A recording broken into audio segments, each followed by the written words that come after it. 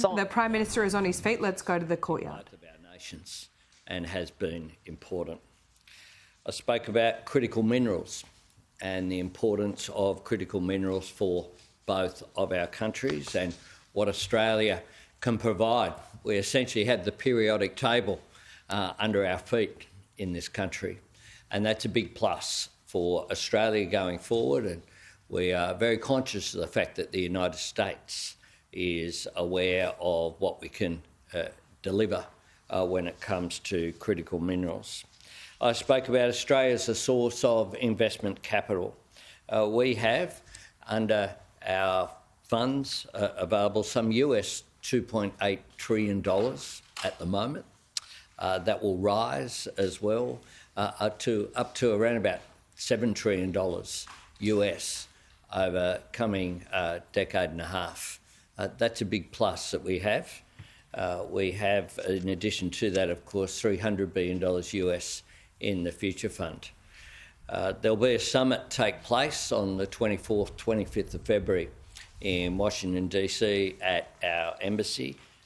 The President agreed that there would be senior US representatives will participate in that.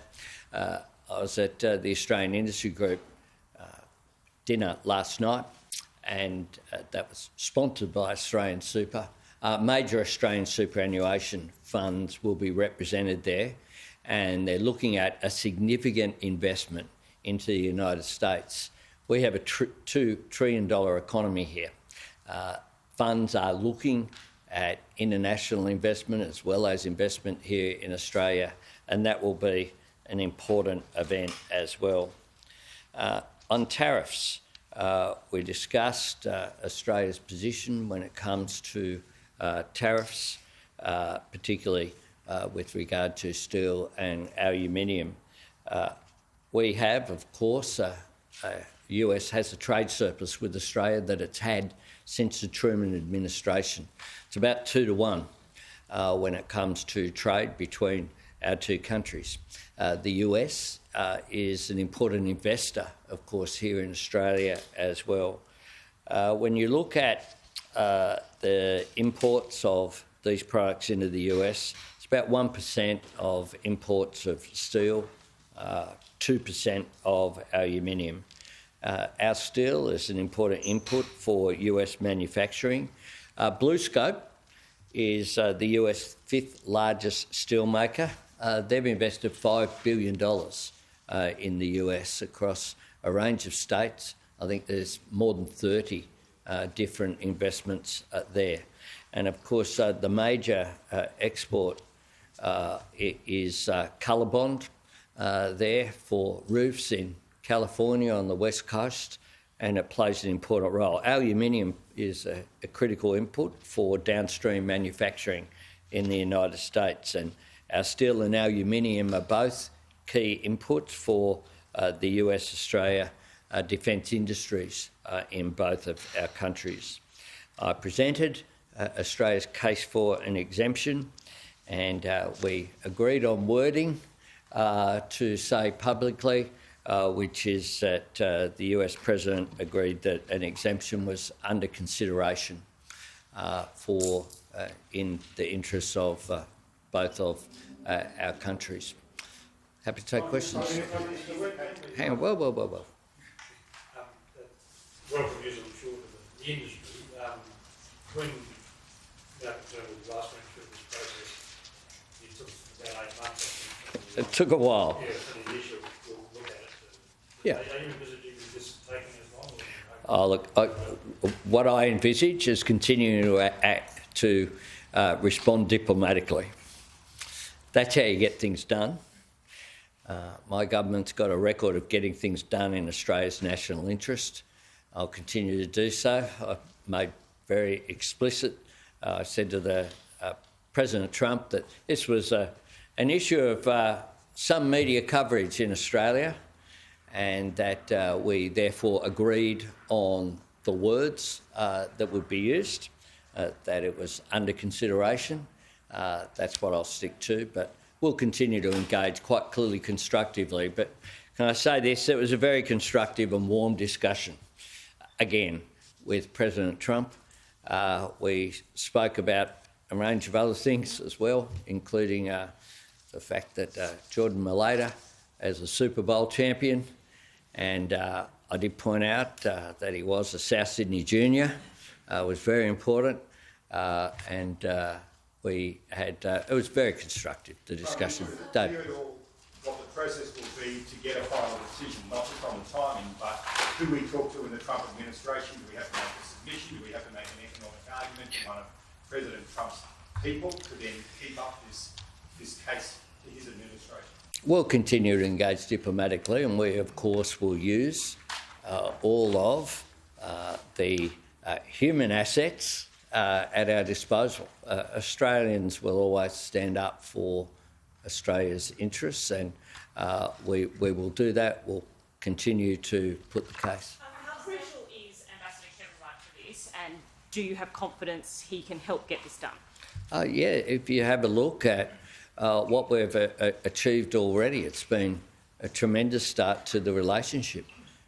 Penny Wong being invited to the inauguration, Richard Marles sitting down with the Secretary of Defence, Pete Hegseth, just on the weekend.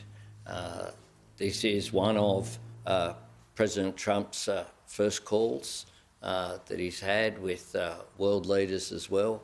It was one of the first calls that was had between leaders after his election victory as well. The relationship is in good shape.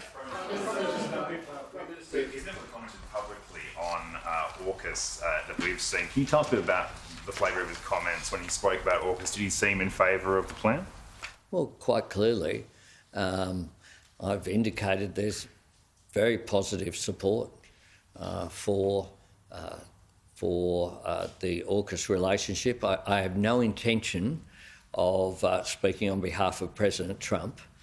That is up to him. But quite clearly, I've indicated there's strong bipartisan support for AUKUS in Australia and in the United States. Yeah. Did you give any undertaking, or was there any discussion about a meeting in person with the President, perhaps around a Quad arrangement? Is anything in the works on that front?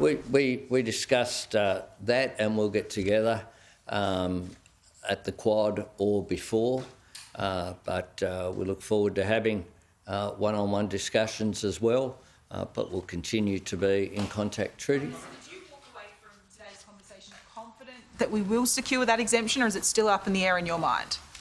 Well, the words that I've used are the words that I'll stick to. And it's appropriate when you're dealing with the President of the United States to not speak on his behalf. And they are the words that are agreed. They're the words that I'll stick to. And I can say, though, that it was a very positive and constructive discussion. On anti-Semitism locally, we've heard from the families of neo-Nazis who are struggling to get early intervention support. The families of neo-Nazis? Yeah. What is your government doing to fund and ensure those people are being stopped before they commit violent attacks? Sorry, I'm not aware of the discussion with families of neo-Nazis or where that has occurred. So I'm reluctant to dive into a response about families of neo-Nazis without knowing the concern there. Can I say this? So my government is a government that opposes hate and seeks to support multiculturalism, that supports harmony, that supports social cohesion. And one of the things that I've done is to appoint Peter Khalil as the Special Envoy on social cohesion. That's because it's vital. I see Australia as being a microcosm for the world. Overwhelmingly, we live in peace and harmony and are enriched by our diversity in this country. Did you speak to President Trump about his plan to take over Gaza? Look, Australia's position is, I've outlined very clearly, we haven't changed our position from... We haven't changed our position. I'll speak about what Australia's position is. We support two states, the right of Palestinians and Israelis to both live in peace and security. with prosperity. If Australia were to be hit with 25% tariffs, would you consider any sort of reciprocal tariffs of your own, and what would that mean for the free trade deal? Well, you're leaping way ahead. What I'm concerned about is securing an exemption. I'm about positive relationships, and today's discussion was another step in developing that positive relationship. Thanks very much.